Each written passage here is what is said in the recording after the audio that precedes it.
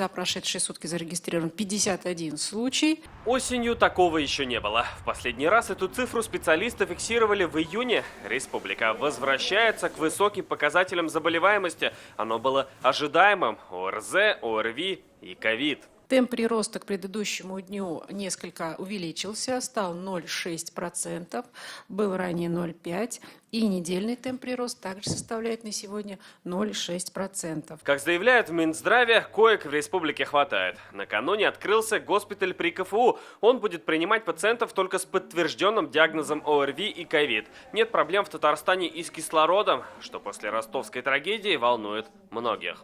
Первому звонку службы выезжают и наполняют емкости необходимым количеством. То есть говорить о том, что мы фиксируем нехватку кислорода поставляемого, нет, мы не можем. Сейчас в республике на дистанционке учатся 27 классов в Казани и по одному в Лениногорске и в Набережных Челнах. Маска, социальная дистанция, дезинфекция рук. Все это останется с нами и зимой, заверяют эпидемиологи. И добавляют, что одеваться нужно все же потеплее и не стоит рисковать здоровьем во время подъема заболеваний ОРВИ и ковидом. На сегодня по погоде нужно одеваться обязательно, и обязательное соблюдение условий и требований микроклимата в помещении. То есть это обязательно должна быть определенная температура, которая нормируется. Кроме теплой одежды, казанцы предлагают и свои способы согреться и не заболеть, когда на термометре отметка за минус. Малиновое варенье, чай с малиной. Что еще? Ромашку можно. Я думаю, тепло одеваться сейчас, по-любому будет еще холоднее, поэтому нужны подштанники, зимняя одежда. Сидеть дома, никуда не ходить. Это самый лучший метод.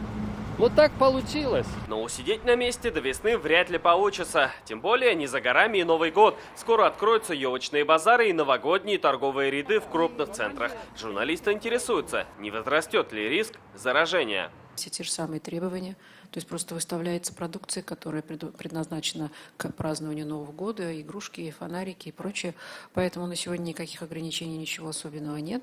Если это какая-то уличная торговля, то понятно, что там должно быть обязательно санкционированное место. Продолжается проверка и в аэропортах. Она уже выявила 948 человек, не загрузивших результаты тестов на портал госуслуг. Их ждет штраф. В Роспотребнадзоре еще раз призвали соблюдать все санитарные меры, а работодателей попросили обеспечить безопасные условия труда. Салават Мухаммадулин, Вадим Илларионов, ТНВ, Казань.